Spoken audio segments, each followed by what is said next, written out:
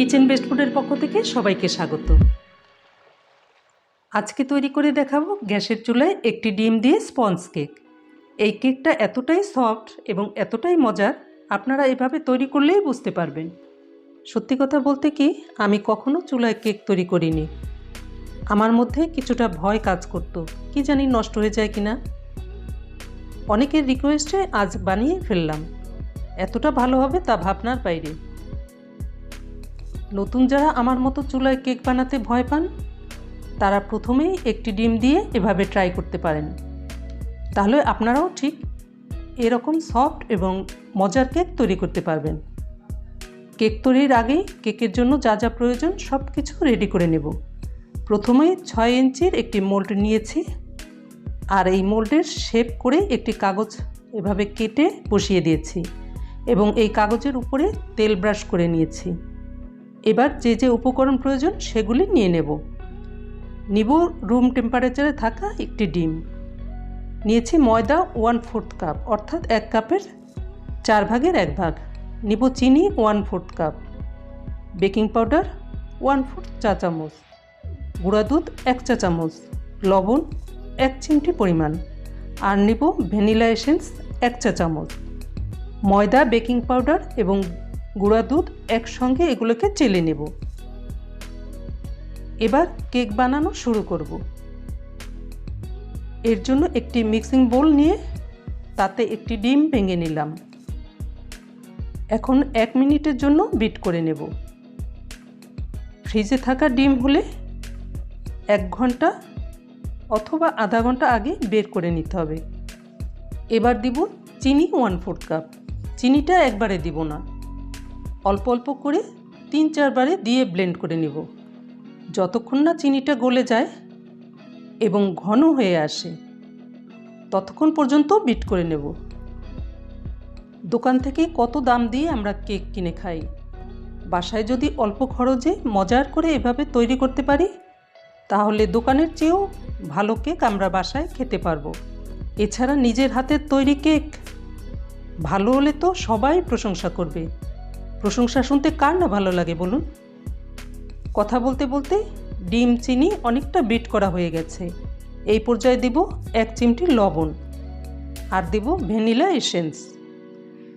এগুলোকে দিয়ে আবারও ভালো করে কিছু সময়ের জন্য বিট করে নেব। আমি ইলেকট্রিক বিটার দিয়ে বিট করছি, আপনারা চাইলে হ্যান্ড হুইক্স দিয়েও এভাবে বিট করে নিতে পারেন। সেক্ষেত্রে দ্রুত বিট করতে হবে, নতুবা ফোমি হবে না। এছাড়া সময়টাও বেশি লাগতে পারে। আমার মতে যারা সব সময়ের জন্য বাসায় কেক তৈরি করতে চান তাদের জন্য একটি ইলেকট্রিক বিটার, মেজারমেন্ট কাপ এবং মেজারমেন্ট চামচ থাকাটা অত্যন্ত জরুরি। দেখুন মিশ্রণটি কতটা ঘন এবং ফোমি হয়ে গেছে। এখন বিট করা বন্ধ করে দেব। এবার এই মিশ্রণটির মধ্যে আগে থেকে চেলে রাখা ময়দা আবারও চেলে নেব।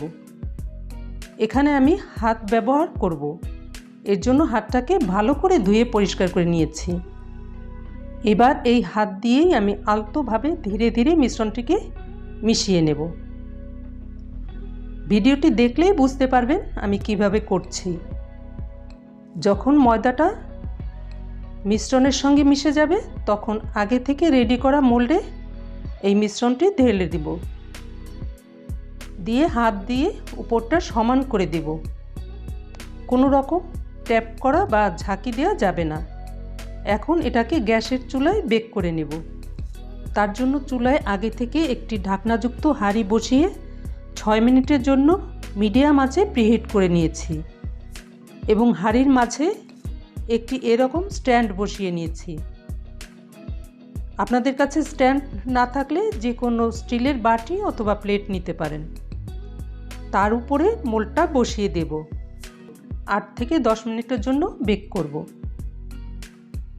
এ সময় চুলার জালটা লো থেকে একটু বেশি রাখতে হবে। 8 মিনিট পরে ঢাকনা খুলে একটি কাঠি দিয়ে চেক করে নেব। দেখুন কাঠিটা একদম ফ্রেশ আসছে, তার মানে বুঝতে হবে কেকটি হয়ে গেছে। আর যদি কাঠিতে কিছু লেগে আসে তাহলে বুঝতে হবে ভিতরে কাঁচা থেকে গেছে। তখন সময়টা আরও 2 মিনিট বাড়িয়ে দিতে হবে। আমাদের কেকটা একদম রেডি। এখন হাঁড়ি থেকে আমরা নামিয়ে নেব। এখন একটি র্যাপিং পেপার দিয়ে কেকটাকে ঢেকে রাখব। র্যাপিং পেপার যদি আপনাদের হাতের কাছে না থাকে তাহলে পাতলা কাপড় দিয়েও ঢেকে রাখতে পারেন, এতে করে কেকটা সফট থাকবে। কেকটা যখন ঠান্ডা হবে তখন কেকের চারপাশ একটি ছুরির সাহায্যে ছাড়িয়ে তুলে নেব।